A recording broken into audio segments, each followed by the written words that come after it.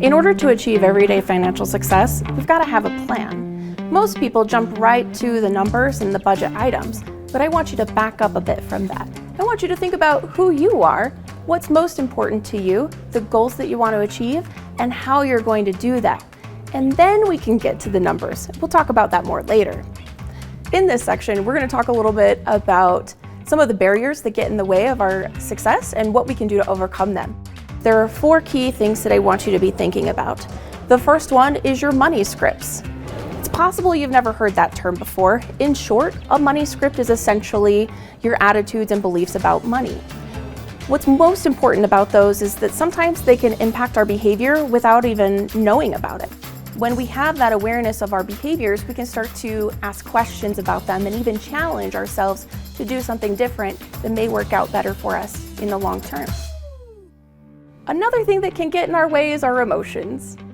You've probably sensed some kind of excitement anytime you get extra money, or maybe you felt a little bit of anxiety when an unexpected expense happens. If we can just take a minute and not let our emotions get in the way, perhaps by practicing mindfulness, we can make a more effective decision. Another thing that can get in our way is our habits. Think about those, simple gas station trips that you're making, or maybe the stop through the drive-through a couple of times a week. Those things can add up really quickly over the span of the year, and they may be taking money away from things that are more important to you. When it comes to our habits, if we try to overhaul those all at once, it's very unlikely for us to stick. So in order to modify our habits, we do need to take it slow, doing one at a time. Once you are good with one habit change, then you can bring a second habit change. Yes, it's going to take you longer to get there. However, you are more likely to get there by going slow. The last thing that I want you to think about are what are the things that could come up? What are the potential unexpected things? It's just a matter of time. Now, I'm not going to steal the thunder because we actually covered that in a different section of this video, so stick around to watch that. To get started, we've got to have a plan. This is the why, what, and how model. You are first going to start with why. The reason why we start with why is because it's really about attaching that budget to who we are as a person. And it goes a little bit deeper than just saying, I'm a good person, I follow a budget. It's more like, these are the things that are really important to me, and I want to make sure that I'm using my money to pay for those. We have found that when people are using money in ways that are most important to them, they're going to experience more happiness and fulfillment. Once you start to understand your why, then you can create some goals around it. And that's what we're going to put in that middle section labeled what. What am I doing to help me know that I am living out my why? Just like habits, our goals, we want to focus on 1 or 2 at a time because we don't want to get overwhelmed. And so let's write down, using the SMART goal method, which is specific, measurable, attainable, relevant, and time-bound. Once we understand our goals, then we can look at the how. How am I going to achieve the goals that I've listed so that I can feel more happiness and fulfillment with my money by living out my why? In the how section, I want you to break these down into small steps. Even things as simple as opening a savings account or setting up an automatic transfer. Your why, what, how is really going to be the foundation that helps you maintain a sustainable budget. But I do recognize that life happens and sometimes we get pulled off track. So one of the first things that we're going to want to do is we're going to want to go back and look at what happened. Sometimes it's issues with motivation and focus. And if that's the case, then we're going to want to revisit our why and our what to make sure that those are truly in alignment and they do feel important to us. If it was a matter of, some logistics or things that got in the way, we may need to go back and revisit our how to make sure that we have a plan to move forward and that we've maybe eliminated those chances of falling off track in the future. If you want to dig in a little bit deeper on this, you can go to macu.com/brain. When it comes to everyday financial success, it helps to know which budgeting tools and strategies are available to make sure that you find the ones that are best for you. One thing that people often don't know is where do they even start? Because we don't talk with a lot of our friends or family members about what their budgets look like, or because their budgets may be very different from ours based on our family makeup or our needs, it helps to have some rules of thumb. That's where the 50-30-20 model comes in. The 50-30-20 model suggests that you use about 50% or less of your money on needs.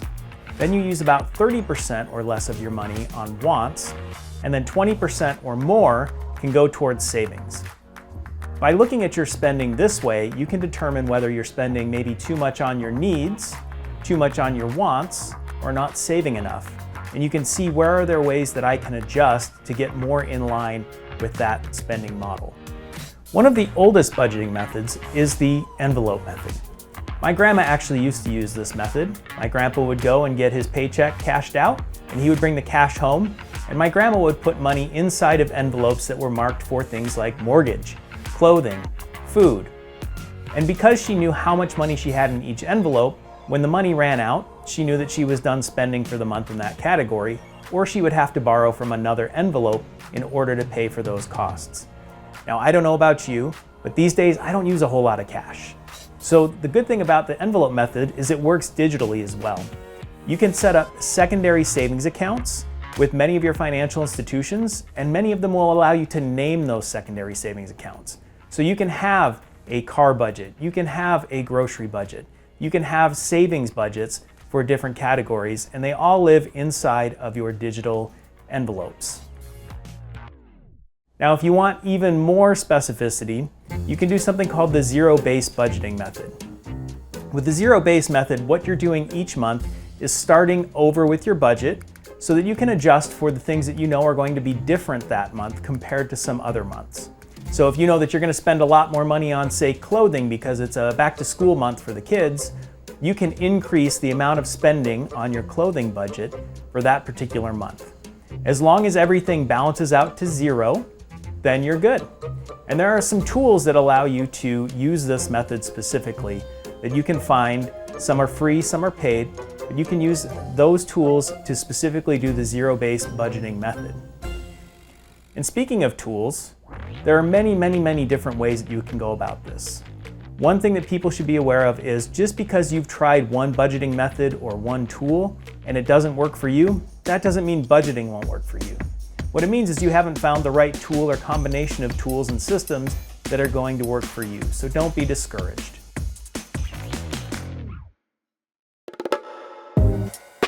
Many people go through life hoping that nothing is going to happen to them. They want to make sure that they can control every aspect of their financial life. Unfortunately, that's just not the reality of the situation. Life is going to throw you curveballs. And in this particular section, I'm going to talk about how you can plan for financial success and some considerations that you should make when you're creating your own budget. First off, make sure that you have some kind of funds available in a case of an emergency. No one expects to slip on ice, which is very popular here in Utah.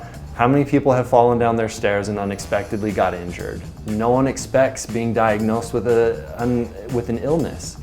Make sure as well with your insurance deductible that you have enough to pay for that, because many insurances won't cover you if you cannot meet your end of the financial deal as it comes to insurance. Sometimes as well with your home, you're going to have unexpected breaks. Just about a month ago, I had to pay for a new water heater.